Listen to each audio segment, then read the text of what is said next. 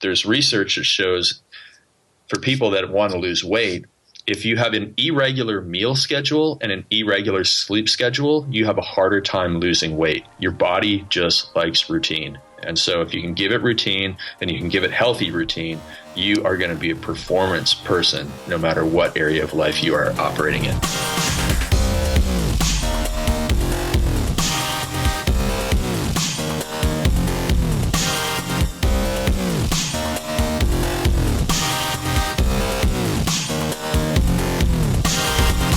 You're listening to Inside Acting, a podcast dedicated to demystifying the inner and outer game of success in the entertainment industry. I'm Trevor Algott.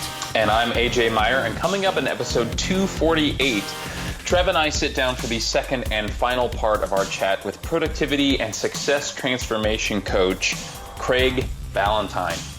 And get ready, because there is a ton of actionable wisdom in this interview, especially this part of this interview, including Craig's 5 pillars of success, how and why process goals are an absolutely crucial part of achieving outcome goals, what the 3C formula is and why structure equals freedom, what one of Craig's typical perfect days looks like, and a truckload of wisdom and tips for how you can create your own perfect day.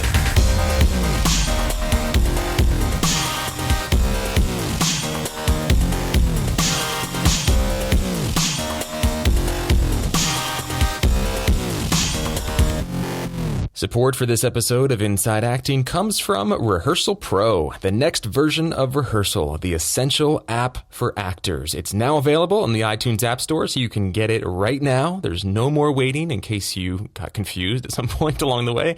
If you want to learn your lines, if you want to be off book for your auditions, if you want to explore your character, make stronger choices, go into the room like a freaking rock star and just kill it. Open up, show them who you are, just nail it because you're so freaking confident with the text. Go to rehearsal.pro/IAP right now to learn all about the great new features in this newest version of Rehearsal. You can download it right now. It's a groundbreaking app. It's designed by actors for actors, and it is essential. That's rehearsal.pro/IAP.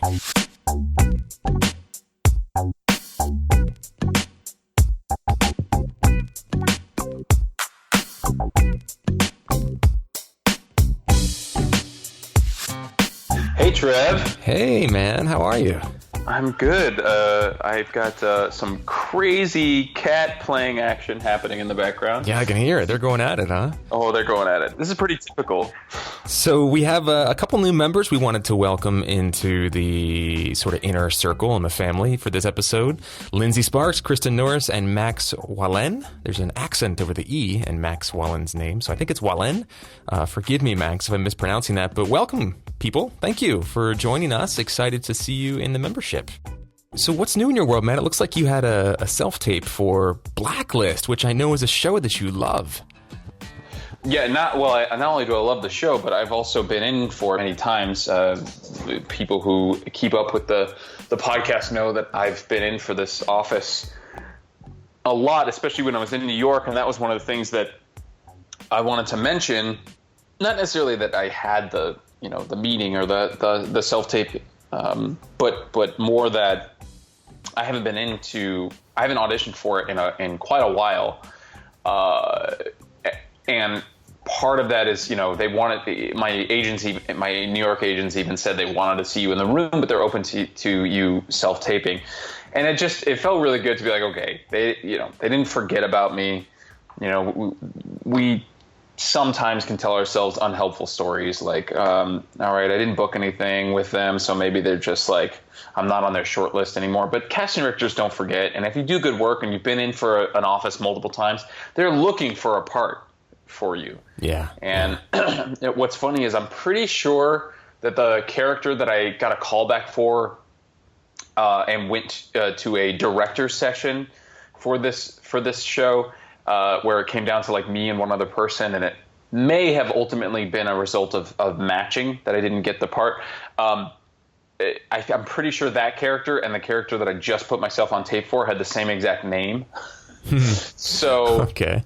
It's one of those things. Like they have a particular type that they see me as, and that's fine. And they haven't forgotten about me, and they're willing to let me put myself on tape, and I was pretty stoked about that. So one thing I want to point out that I think is really important, and this is a conversation we've had many times in the show, but it's been a while since we sort of brought it up, and I think it's important to sort of presence here, which is that casting directors need actors to stay employed.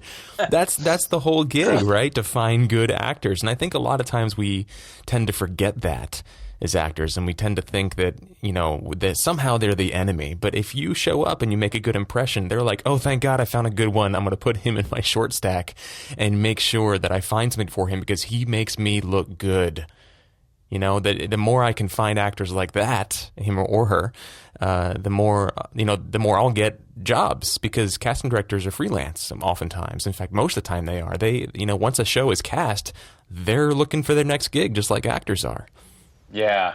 I didn't get a chance to tell a particular story that happened on the Paramount lot when I was shooting my final day on NCIS. But man, the cats are going crazy back there. Sorry, guys. But I just happened to be standing outside of the main sound studio or soundstage, and the casting director, who has called me in time and time again, who has, who I've gotten called back with, and et cetera, he's literally walking by on the lot. And I was like, oh, this is like, what an awesome opportunity. So I just went up and I said, hey, I was going to write you a note, but since, you're here in person, I'll just do it in person. And I shook his hand. I said, I just want to thank you. You have brought me in time and time again over a period of probably like 7 years. And, you never really, I don't think I said gave up on me, but I used some, you always had me in mind. And I just wanted you to know that I really appreciate it. And I'm having a good time, and I'm excited to be working on the show. And that's exactly what he said, Trev. He said, hey, you make us look good. You make us look good. Like, I'm so glad we found something, and you make us you that's why we keep bringing you back. You make us look good. So when we have more time, the interview today is a little bit on the long side, so we got to move on. But when we have some more time, I still haven't told the Young and the Restless story that is sort of ongoing. And the collaboration that's happening between me and the casting director, who yes, admittedly is a friend of mine, is incredible. The conversations that we're having, I'm like, God, I wish every opportunity was like this, where there was like this a back and forth of, well, I'm thinking, I see it this way, the producers see it this way, here's some of the notes from them, let's talk about da-da-da-da-da. It's like, oh, if only every opportunity was like this. And I don't know, since it isn't, there's got to be some way that we can work on every role such that it is that way. In other words, if the collaboration isn't necessarily going to happen between you and someone in the production, maybe it happens between you and a friend, you and a coach, you and yourself, where you're sort of tossing around ideas, and then you feel, I don't know, more confident going into the room. And that goes back to why we started calling them meetings, right? It's like, these are my ideas for this role, and then just be open to whatever happens in the room or whatever ideas that they have. Yeah. I'm really excited to tell that story at some point when we have some more time, but. And that's a game-changing mindset, too, to just see these meetings as creative collaborations, seeing if there's potential for creative collaboration. And that's really all it is. It's not about being good or bad. It's about, is what I'm bringing to the role, does that mesh with what your sort of vision is for it? And if not, can we make adjustments to make it work? And if we can't, then whatever. It wasn't my role to begin with then. Yeah. That's such a powerful game changer, man. Yeah, and like I said, this particular collaboration it's an ongoing story, put it that way. So no one's missing out on anything because it's still happening. This episode of Inside Acting is brought to you by VO2GoGo.com, the award-winning voiceover training system and winner of Backstage's Reader's Choice Award for Best VO Training 4 years in a row. Visit VO, that's as in voiceover, VO2GoGo.com/start for a free Getting Started in Voiceover online class that'll help you add voiceover to your acting portfolio. That's VO2GoGo.com/start. Okay, now we've got a question from Jess that we got a while ago. This has been in the queue for a while, and it's, I don't know, it could bring up some interesting stuff. So I'm just going to read what she's written to us here. She says, I'm a 21-year-old from Alaska who 5 months ago, at the time of this writing, packed up my little car with all my belongings that would fit and drove to California to transfer to a performing arts school in LA where I had been given their top scholarship. That's pretty awesome. I started getting cold feet about the school, though, and the day before the semester started, I withdrew because I was hearing mainly negative experiences from alumnus that I'd reached out to. So then I found myself in Los Angeles with my 4-year plan to educate myself in the field of performing arts just gone. Okay, so that's kind of a pickle. That's intense to be in. Yeah. So then she says, so for the past 3 months, I've been taking classes at a couple of great studios in town. I'm in the advanced cold reading class at one studio, and I'm in the beginning class at another technique studio. And the technique studio has 3 tiers, beginning, advanced, and masters. That's pretty common for a lot of these technique studios. And she says, I've been really appreciating both of the classes. Acting lessons in Alaska are really sort of slim to none, and therefore I have no previous experience with any acting techniques, so she's learning a lot. But here's the crux of her question. She asks, should I put in the months or years that it takes to get into the master's class at this technique studio, or should I be putting a little time in here and there, trying out other techniques at other studios?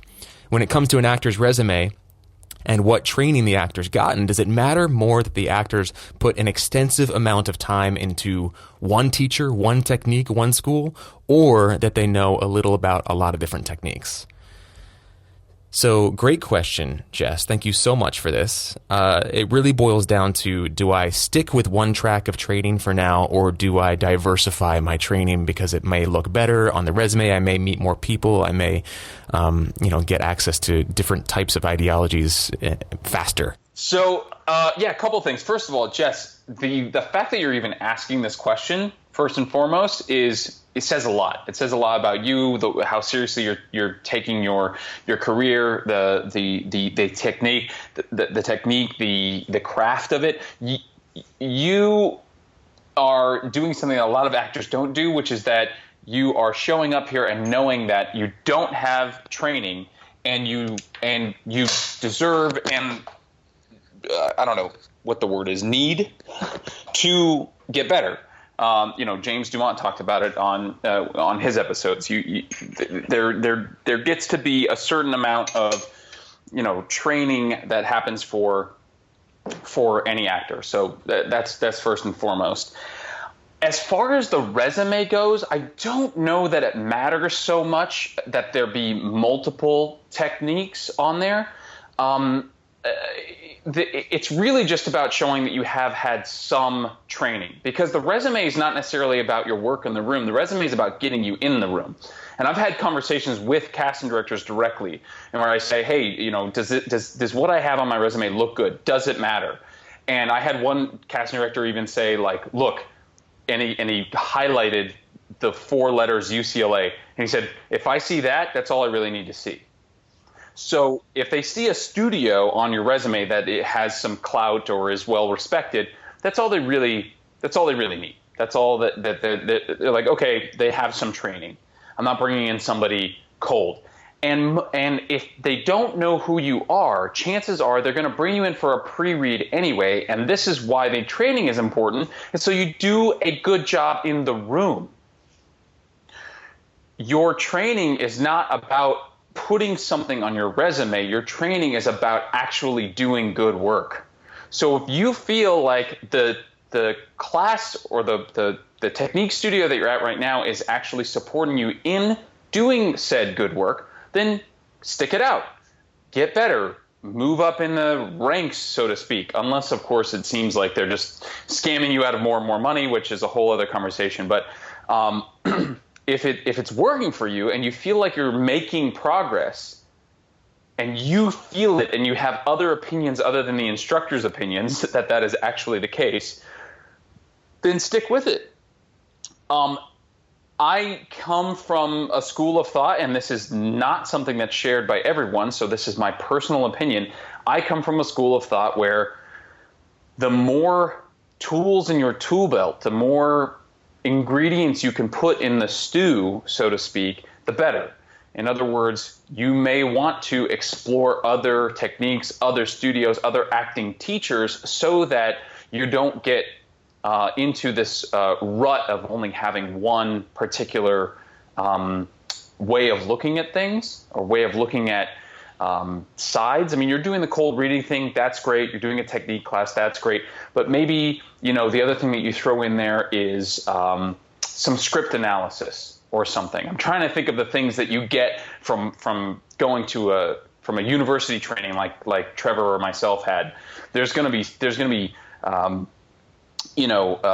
classes where you're breaking down like dramatic structure and peeling apart, a play based on not necessarily the acting, but the storytelling, which is important and something that it doesn't always get touched upon in these technique classes.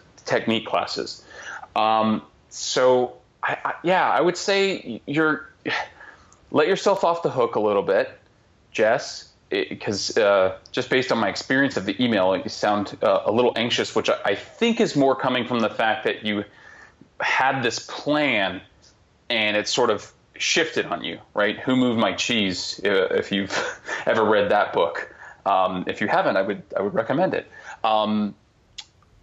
Does that make sense? I feel like I've gotten to the point of rambling. But no, that makes absolute sense. It's a tricky sort of idea to roll around in your brain, because on the one hand, there is a lot of value in seeing something through from beginning to end and really getting the full benefit of something, the full nutrients of something. I think it's been said that that 80, the whole 80-20 principle, the Pareto principle, that 80% of your results come from 20% of your actions. I've heard it talked about in the context of 80% of your results coming in the last 20% of time invested. So if you look at it that way, let's say you take a class for a year-long curriculum, a year-long sort of study path, the last, 2 or 3 months where you're going to get the bulk of the value. And so if you don't stick something through all the way to the end, you're going to miss out on that. So that's one way to think about it. On the other hand, you may be locking yourself into an ideology or a specific tool set that isn't necessarily going to be the best tool set to serve you, and you won't know unless you go out there and expose yourself to other things. So I think it's really it's a judgment thing. It's a gut level thing. And the one thing I would also sort of drop in here is that it depends a lot on your goals too. My experience has been that casting directors, like you said, AJ, don't really, unless they're commercial casting directors, they don't really care what training is on your resume. If it's a commercial thing, they're going to look for improv at one of the major improv schools. They're going to look for Groundlings or UCB, which stands for Upright Citizens Brigade, for anybody who's sort of newer to listening to this. Acme Comedy, and what's the other one? Second City? Mm-hmm. One of those big four, and there's a few others, but those are like the big four that they look for. There's a fifth one too that I'm forgetting at the moment. IO. Thank you. IO. Yeah. That's a big one if commercials are your main sort of goal, your main focus at the moment. But if they're not, although I do think improv training is extremely valuable, it's hard to be a great improv actor and a bad regular actor. It doesn't work. You have to, if you're a great improv actor, you're a great all-around actor, in my experience. So I would definitely take a look at that at some point, Jess. But as far as sticking with something, stick with it only if you feel it's really serving you. And you'll know, your gut will be telling you, yes, this is good for me. I'm afraid, but I'm excited to go to these places. I feel challenged. Or it can be something that feels toxic or boring, or you're afraid in not a good way, or you don't feel challenged. You feel it out, and once you find something you like, stick with it, but know that I know that the goal is to diversify your tool set as much as possible.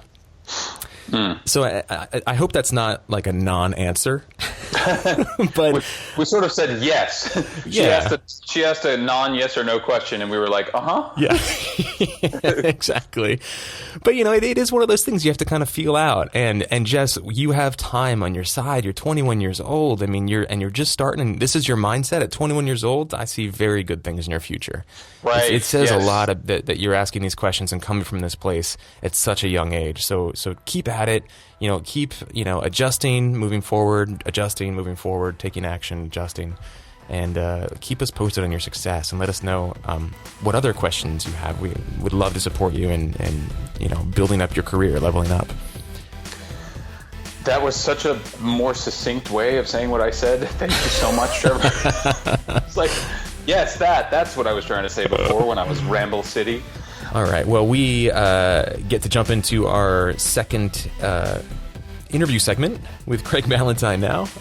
Anything you wanted to add before we jump right in? I mean, this is awesome stuff here. I mean, we teased it at the top of the episode, but there's a lot of good stuff here. So if you're listening and you have the ability to have a pen and paper with you, definitely recommend that. Anything you would add before we jump in, AJ? No, sir. I as probably many people noticed in the first part, I was quite quiet during this interview because I was just soaking it all in. So enjoy this, guys, and we'll catch you on the other side.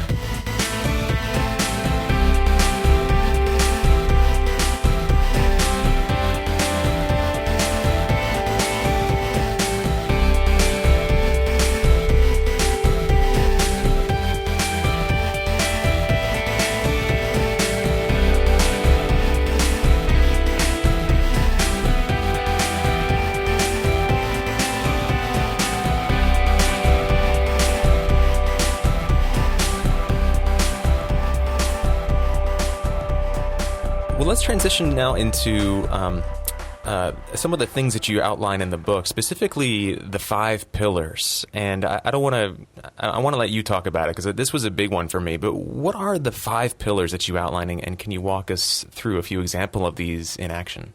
Yeah, for sure. And so I discovered them from my transformation contest. So classic before and after, little essay from each person that enters the before and after transformation. And we have winners. And the winners always had these 5 things, these 5 common characteristics. And then years after I discovered them, I realized, hey, I use these same 5 pillars to overcome my anxiety. And so they go like this. They're better planning and preparation to start, then professional accountability, positive social support, a meaningful incentive, and the big deadline. And so for my personal change in the anxiety, well, better planning and preparation. Stop staying out late and getting up really early, 3 or 4 days a week. Stop drinking, stop excess caffeine intake. And so that was better planning and preparation with my lifestyle. Then I had professional accountability. I was hiring Qigong instructors, yoga instructors, meditation instructors. I had to show up. I had to be accountable to these people that I was hiring, and I had to do the training with them. And then I had positive social support. I had some friends who had gone through stuff that was similar, so I was able to lean on them in tough times and on those days where it was like, this really sucks. And I was able to call them up and ask for help.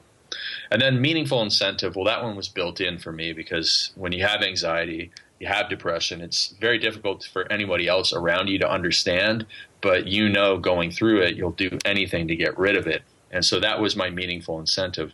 Whereas with the weight loss people, their meaningful incentive is often around somebody else. So it might be, they want to have more energy for their kids, or they want to look better for their spouse or boyfriend or girlfriend. So that is the meaningful incentive, because it has to be meaningful in order to keep you going through those tough times. And then finally, the 5th pillar is the big deadline. And for me, I had a big deadline in my business. So I'd hired a business coach at the same time. It just happened to be a pivotal year for me, both business-wise and personal-wise. And so in July, I had a big product launch, and I had the anxiety starting in March, and I knew that it was going to be very stressful in my business in July. So I needed to get healthy again. And so I just kept on pushing and pushing to turn over every rock, to try every therapy, to try every type of exercise to help overcome the anxiety. And fortunately, it all worked out. About a month before the product launch, I was able to overcome the anxiety. And so that was how everything worked out for me using the 5 pillars. And you can see how they would work for somebody in the weight loss world.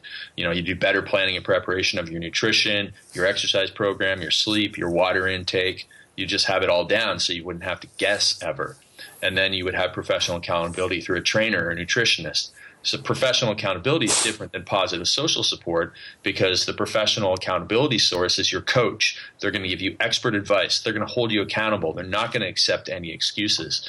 Whereas your positive social support, that's more like your cheerleaders in life. And those people are going to be there to pick you up when you're feeling down, but they'll never give you expert advice because they aren't experts.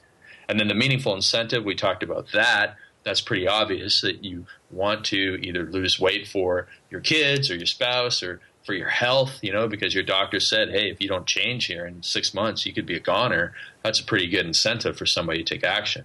And then finally, the big deadline, whether it's a 90-day transformation or 21-day quick fix, whatever it is, or a quick start, you can get going. And having that deadline, knowing that, hey, I can slow down a little bit in 3 weeks or 60 days or 90 days, but right now I got to stay focused. Everybody can stay focused for 90 days on a big goal. So that's the power of the deadline. I love that. I was going to ask, when it comes to something like anxiety, how do you set a deadline for, like, I will banish my anxiety by this date? But for you, it was all about having this product launch, and the anxiety going away was the result of other actions you were taking to prep for that.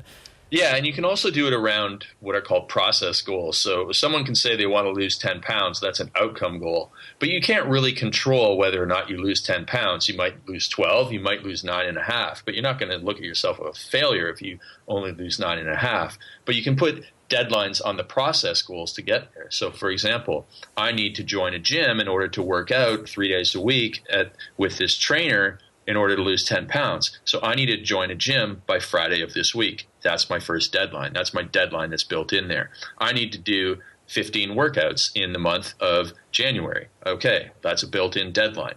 You can control those actions even though you can't necessarily control the outcome. So I could say, okay, well, I'm going to do yoga twice this week. I'm going to do Qigong twice this week. Those are my deadlines. I have to get those 4 sessions in before the end of this week. And then that way you have deadlines, which are mini deadlines around the process goals, which help you hit the big outcome goal before your deadline. Love that. You also talk about the 3C formula.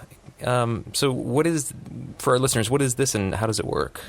So 3C formula is based on Stoic philosophy. And so there's a teacher who was named Epictetus, and he had a line that I interpreted it as control what you can, cope with what you can, and concentrate on what counts. And so I applied that 3C formula to the 3 parts of the day. You control your morning. You get off to a good start. You get the most done. You get a lot of structure in your morning. Then you control the chaos of the world, you conquer the chaos of the world in the afternoon when people are bringing you emergencies and phone calls and fires and everything that they think is life or death. And then you concentrate on what counts in the evening. That's based on your vision for your life and the people that you want to spend time with and knowing what really matters. And so with that 3C formula, you can really have perfect days. I love this stuff, man, because, you know, I've read a lot of, you know, screenwriting books and, you know, personal development books, human potential type stuff. And every single one of them, including the Perfect Day Formula, talks about the way to freedom is to create structure, which sounds completely, antithetical, but it's true. If you have that structure, you can really free up a lot of energy and wasted, resources and things like that. Yeah, there's a really great quote from Paulo Coelho who said, he's the author of The Alchemist, and he said, discipline and freedom are not mutually exclusive, but mutually dependent, because without discipline, you would descend into chaos. And that's totally true. And here's like an obvious example. If you don't stop at red lights, if you ignore all traffic lights, if you ignore the rules of the road, what is going to happen? What if everybody did that? It would be complete and utter chaos out there. You could not possibly live like that. And so we have rules for the road so that we get to where we want to get to safely, and so we can live a free life. And that's the same with how we need to structure our days so that we get and do what we want to do and still get home on time for dinner and be successful in our life and have time for our family. Awesome. So I'm wondering if you could, I came across, sort of came across you when I read your morning routine on mymorningroutine.com. And, oh, cool. And I waxed like enthusiastic about that to our listeners for at least a few episodes. And in that article, you kind of outline what a day for you looks like, a perfect, quote unquote, perfect day. Can you just kind of briefly summarize what a typical day looks like for you from when you get up in the morning to when you go to bed at night? Yeah, sure. So even when I'm traveling, it's relatively the same. Like I'm in Florida right now because we have a big project going on down here. And so I'm up at 4 o'clock in the morning. I write for the first hour because that's my number one priority in my career and in my personal life. In my personal satisfaction, that is writing. And so I wrote, and then I do meditation. Then I did exercise. Usually if I'm home, I would walk my dog before the exercise. Then I'd have breakfast, and then I would write a little bit more, and then lunch. And then in the afternoon, I do calls like this because I am all out of words for writing. And basically I'm just much better at being creative in the morning. And I like to take the calls in the afternoon to wind down. And then, I'll stop working around 4 o'clock. Tonight I have a dinner out, and I actually we're doing a webinar tonight, so it's a different night than normal. But usually it would be dinner and then just relaxation around the home, maybe a walk, and then get rid of the electronics a couple hours before bed and just read old school books, old school newspapers, magazines. I love travel magazines, and then go to bed and drift off to sleep. So I have a pretty low key life. I do travel a lot, so I get to a lot of countries in the summertime and to a lot of seminars during the rest of the year. But even when I'm traveling, if you know your routine, you can get back on it pretty quick. God, I love that. And you said you get up at 4 a.m. And actually, yeah. I'm one of those people that getting up early in the morning is not difficult for me. But I guarantee we've got a lot of people listening going like, what?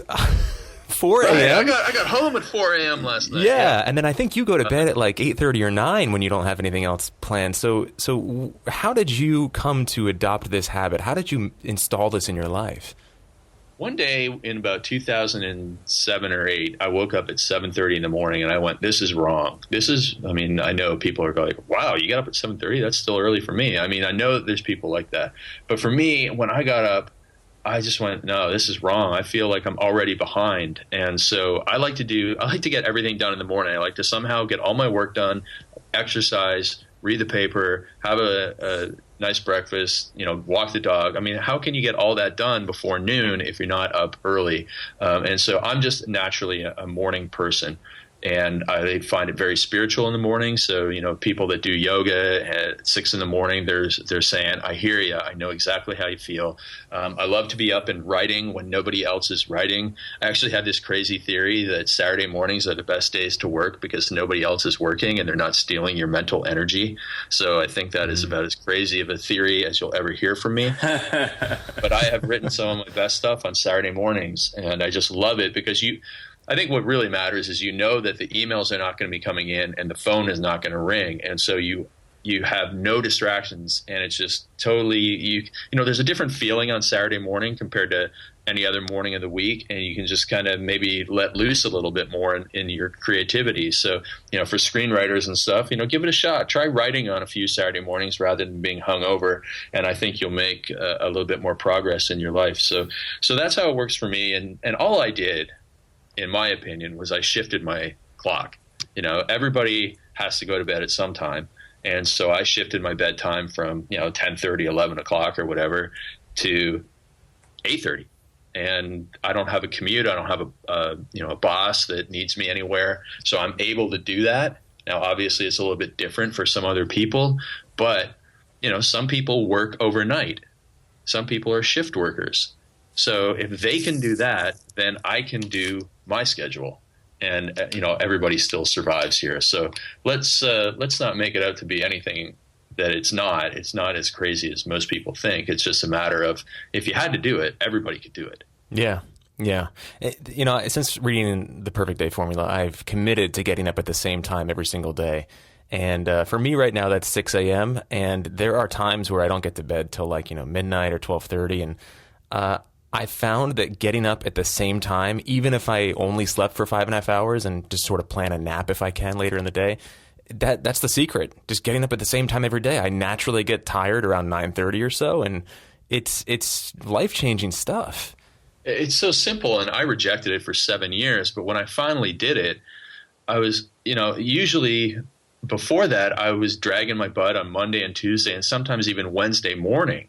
It wasn't until Thursday morning that I'd be back to normal, and then that would be the night that I would screw it all up again, But when I went and started doing every single night, get to bed it was probably 11 o'clock back then, get out of bed at 6:30 in the morning. And within 2 weeks, I totally felt the difference in the energy. At 2 o'clock in the afternoon, I wasn't tired. So the next time somebody has a 2-week or 3-week stint where the social calendar is pretty low key, whether it's January or whether it's, when everybody gets back from the summertime in September, October, or maybe November when it starts to get dark out early, just, take it easy and stick to that schedule for a couple of weeks and you'll be blown away by what a difference it makes. I mean, I think it's almost more important than daily nutrition in terms of your all day energy. It really, really just keeps you on track. And actually, there's research that shows for people that want to lose weight, if you have an irregular meal schedule and an irregular sleep schedule, you have a harder time losing weight. Your body just likes routine. And so if you can give it routine and you can give it healthy routine, you are going to be a performance person no matter what area of life you are operating in. Wow. Amen. Everything you said, I've found to be true, and I've only been doing this for a month or so. But yeah, you also refer to your early morning work hours as your magic time. So your energy is naturally high early in the morning. And I know you, in the book, you talk about, that's when you get your highest leverage, highest priority work done. And for people who are listening and are sort of like, okay, I'll try this morning thing, but I'm an actor. I'm not going to work on a monologue or rehearse at 6 in the morning. So when it comes to defining what counts, what the highest priority work is and creating a vision for someone's life, I mean, what advice would you give to help somebody sort of key in on that?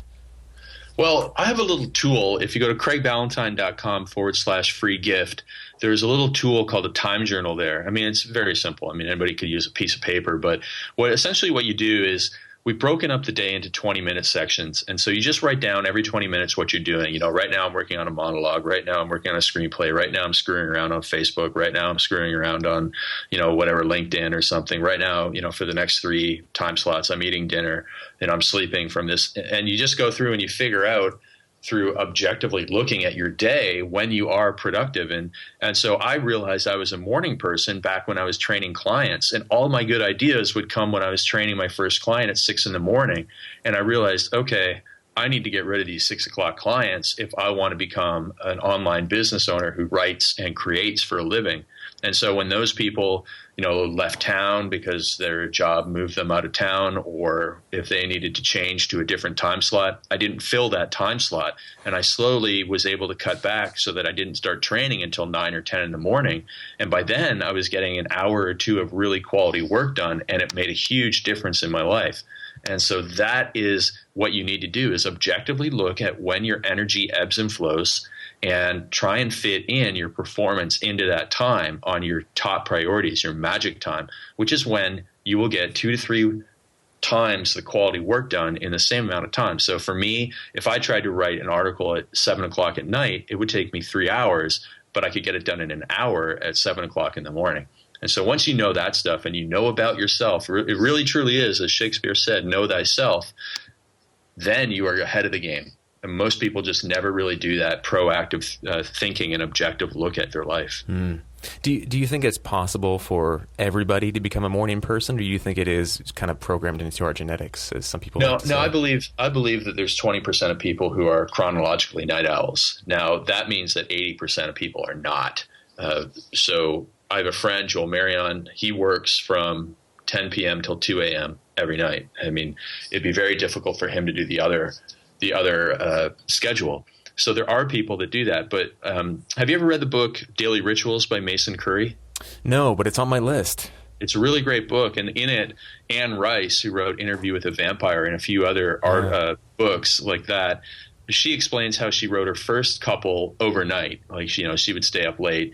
And then when she had kids, she was like, I can't do this. And so she transitioned into writing first thing in the morning. Neil Strauss, another person who used to be out with Motley Crue all the time and writing his books. And when he was working for the Rolling Stone, covering that stuff, he did an experiment where he started his day early, and he was able to do it. So most people are able to do it, and they just don't want to do it. But, eventually, if you want to really succeed in life, you have to operate on what's best for your success plan and not what the little child inside of you wants to do. So it really is, at the end of the day, it's up to somebody whether or not they're going to do it. So, again, if you go to jail, I'm pretty sure you don't get to check off when you want to get out of bed. They make you get out of bed at a certain time every day. And I'm pretty sure that everybody in jail gets up when they're told to get up. So if you had to do something, you could do it. It's just that you don't want to do it. And you should stop blaming your genetics and just accept that you are unwilling to pay the price. That's really powerful. I know we've only got... Not popular, but powerful. Yeah, exactly. I know we've only got a few minutes left here, but I want to ask you, I want to touch on the 12 rules that you've made for yourself, because I've kind of co-opted your rules, and just changing a few words here and there, I more or less have the same exact thing tacked to my board right in front of me right now, and I look at it every day, and it's been extremely powerful for me, especially when coupled with the vision exercise you talk about in the book. So can you talk a little bit about how you've used your vision and these rules to create yourself so that you could create the life that you've wanted? Yeah, so I think a lot of people have rules in place already. We have, you could call it a personal operating system, like a computer, if you want to use that analogy. And so everyone does operate by rules. We operate by rules when we drive. We operate by rules with our nutrition program. We operate by rules about how we deal with people. And so I think there's a few templated rules that everybody should have, which are, one, what time you go to bed and what time you get up.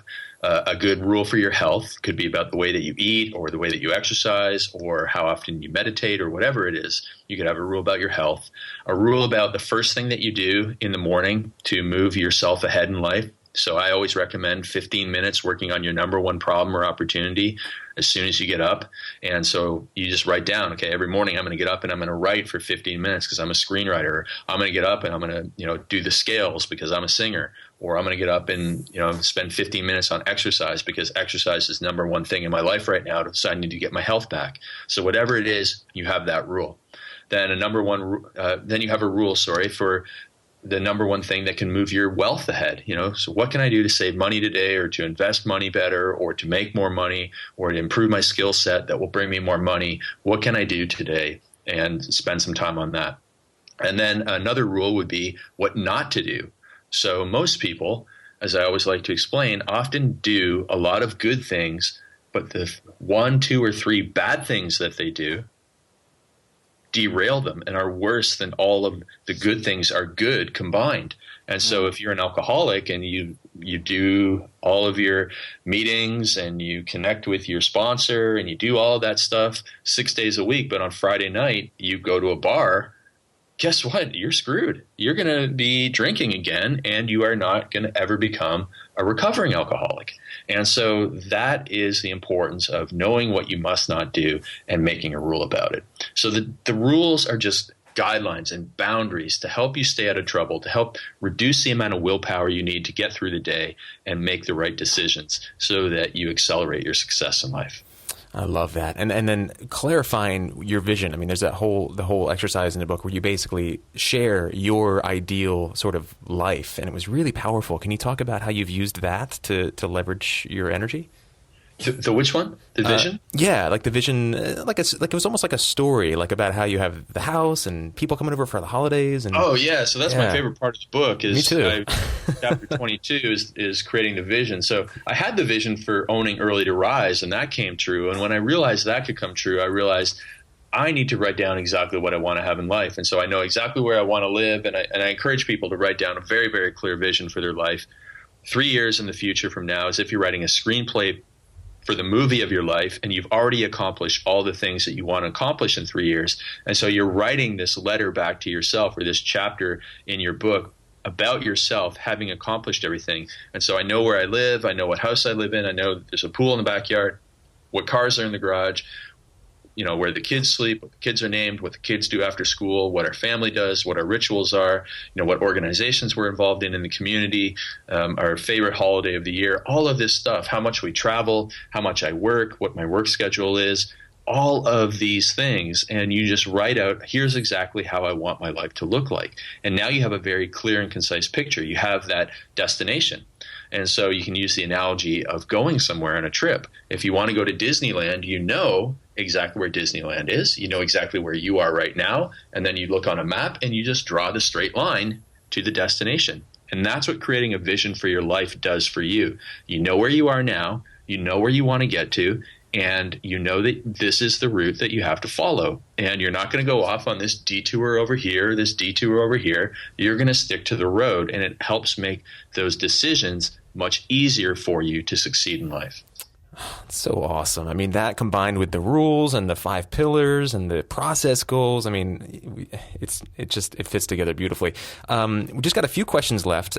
I do want to ask you what you've done in the past that you recognize as like a big mistake, something that sets you back. If you could pick one thing to share, what would that be? That would not be getting a coach soon enough. So I could have afforded a mentor in 2003. I waited until 2006 until I finally hired my first business coach. And I wish I would have done that so much sooner. I'd be helping 10 times the number of people today. And so that's really what it's all about is, I needed to let go of my ego. I needed to stop being so cheap and stubborn, and I needed to get a coach. And so today I have I spend $55,000 a year on coaching these days through mastermind groups and through an individual coach that I have. And I'm always getting better. I know that there's still lots of room for improvement, both personally and professionally. And so that's what I wish I would have got before, was someone who has been there and done that, who shares my morals and ethics. And that's who I needed to go to for advice when I was younger. Wish I would have done that. Where did you go to find a coach? It just actually evolved naturally out of conversation with a friend of mine who I was looking up to as a kind of a virtual mentor, somebody who I looked at as a role model. And he said, I'm looking to take on coaching clients. And I said, hey, I'm ready. So it was classic, when the student is ready, the teacher will appear, just like that old philosophical saying. I love that. And then if somebody's listening to this and they're like, okay, I'm on board, I'm going to get the book, I'm ready to go, what would you recommend something that they can do like right now to start taking control of their time and their day? Right. So first thing you're going to do tomorrow is get up 5, 10, 15 minutes earlier. You're going to go down to your kitchen table. You're going to identify your number one problem or opportunity in life. Maybe you need to get out of debt, or maybe you need to find somebody on Match.com, or maybe you need to start writing your first screenplay. And you're going to spend that 15 minutes thinking, planning, and doing that number one priority. You're going to be taking care of that. And if you do that 6 days a week, or if not 7 days a week, that work is going to compound over time. So it's first thing in the morning, number one priority, 15 minutes early, focus on it, no electronics, nothing but your brain, pen, and paper. You will make massive progress in life. Love it. That's awesome. Okay, two final questions for you, Craig. We ask these of all our guests, and they always get really cool answers, so I'm excited to hear yours. Well, I hope I don't disappoint. Yeah. Well, I think you actually may have answered both of these many times over, but we're going to ask them anyway. Do you feel that this life path chose you, or do you feel like you chose it? Bit of both. I mean, I think that there's a lot of things that I could be doing. I think that my life gave me some struggles, and whether or not, I decided to take them on. And so it was kind of a combination of, the life saying, hey, you want to take door A or door number 1 or whatever? And I said, yeah, I will take it. But I think that, life would have given me doors 2 and 3 and 4, and they would have been maybe even interesting, just as interesting, but I'm very happy with what I've chosen. Awesome. And then secondly, if you could distill all your knowledge, all your victories, all your stumbles, everything that you've experienced in your journey, and condense it down into one nugget of wisdom to pass on to somebody walking this journey as well, walking this path, what would that nugget of wisdom be? All right, so I would say that the most important things in life are people and experiences. And so it's not money or stuff, it's people and experiences. So everything that you do, your vision in life, your rules should be set up to help you maximize your people and experiences. And your pillars should help you become a better person so you can have better experiences. And that's what it's all about. At the end of the day, when you're sitting on your deathbed, you're going to be saying, I'm grateful for all these people in the room here. I'm grateful for all the experiences I had. I don't care if I was driving a $400,000 Ferrari or, a $10,000 Fiat or whatever. All that matters was that someone was there in the passenger seat with me who I really loved and enjoyed. And so that's what really matters. And that's the perspective that you need to have. But you also need to be out there pushing yourself and doing your best every day and never giving up on what is important to you. So people always say never ever give up, but it's really never give up on what is important to you, because sometimes you should give up things, like bad habits and things that do not serve you. So just focus on making yourself better, and you'll make your life better and the life of everyone around you better. Awesome. Craig, if people want to find you online, I know you're on Twitter. Do you do any other social media? Where can people find you? Twitter's the best way to do it. So twitter.com/Craig Ballantyne. Just drop me a note and we can get the conversation started from there. Awesome. Great. And we'll have links to Internet Independence and the Perfect Day Formula and all your other sites and projects on our website as well. So, Craig, thank you so much for taking the time. This was awesome. Yeah, this is a really great call. Thank you, guys.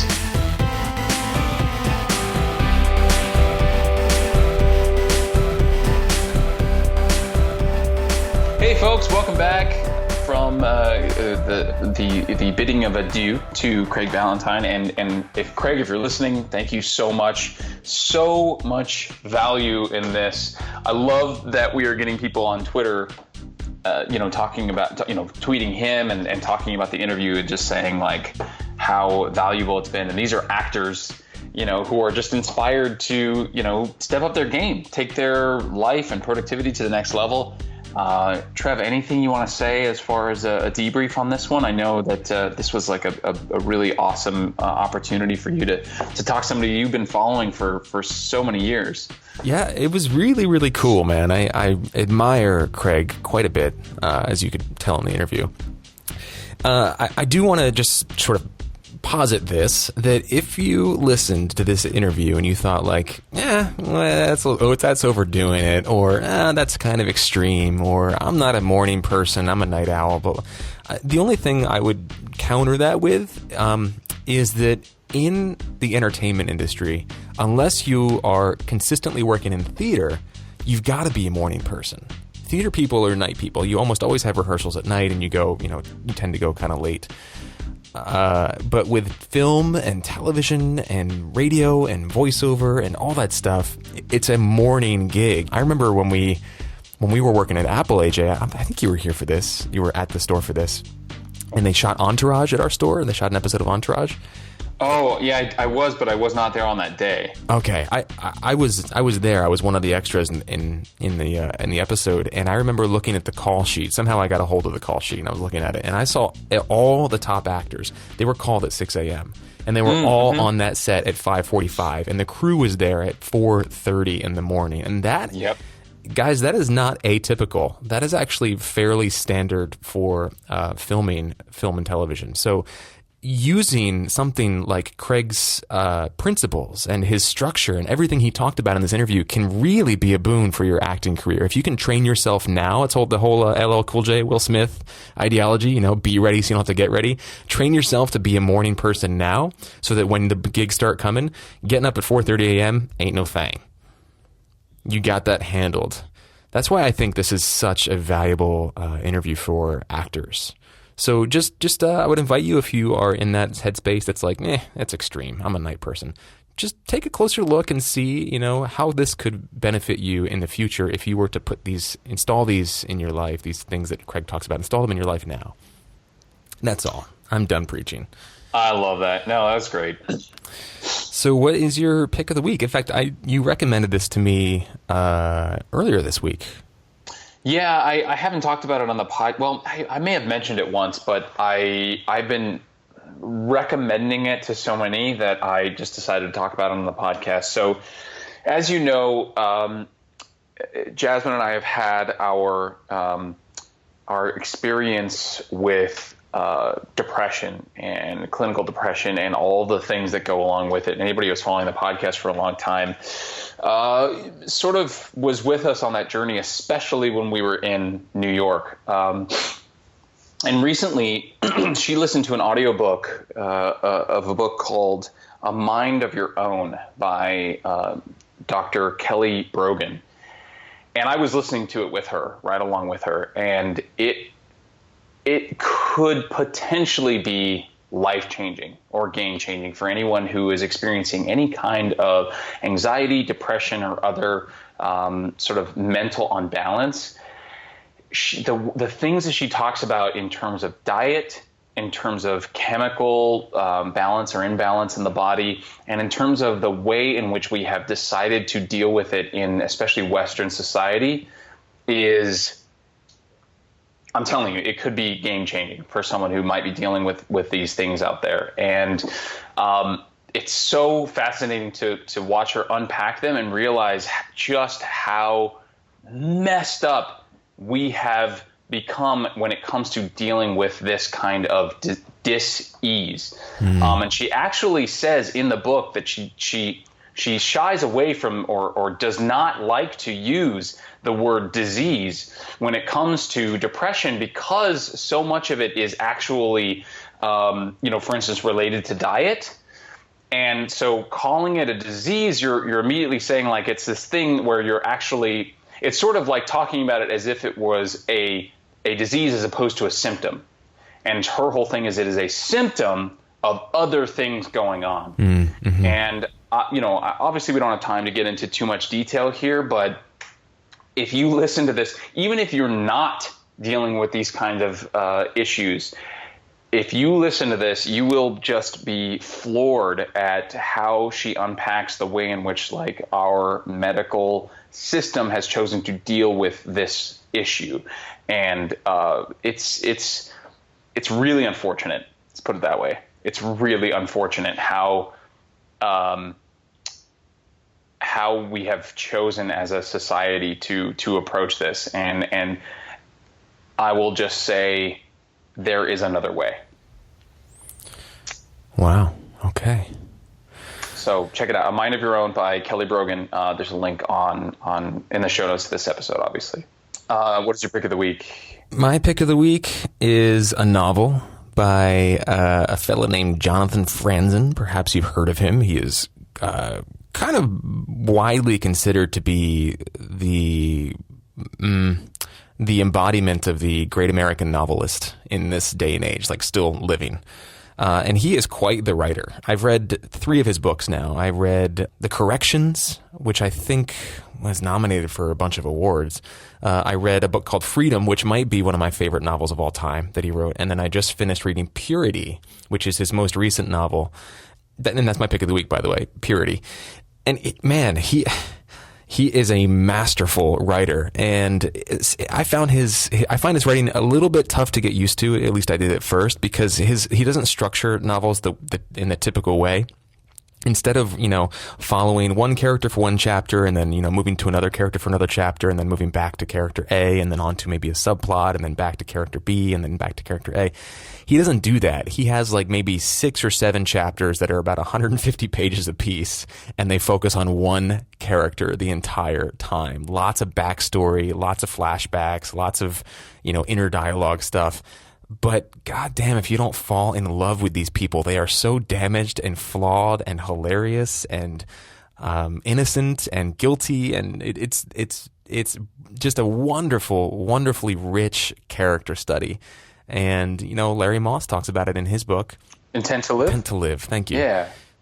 So he talks about one of the things he recommends for all actors to do is to read fiction, because it just flexes the imagination muscle and in many cases the empathy muscle. And this book, I think, would be a great book for actors to read, because again, great character study. His characters, you just want to like sink your fingers into the goo of them and just like play around. They're so rich and detailed.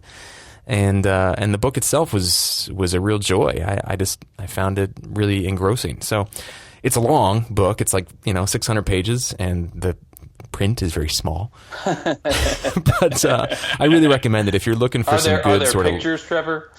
There are no pictures. Then I'm out. But if you're looking for some good like late summer, early fall reading, this is a fantastic book that I couldn't recommend more highly, except for his other book, Freedom, which I actually enjoyed even more than this one. So Freedom or Purity, I'll make it a double pick of the week, by Jonathan Franzen. So that is A Mind of Your Own by Kelly Brogan. AJ and Jasmine listened to the audiobook version, and they say it's excellent.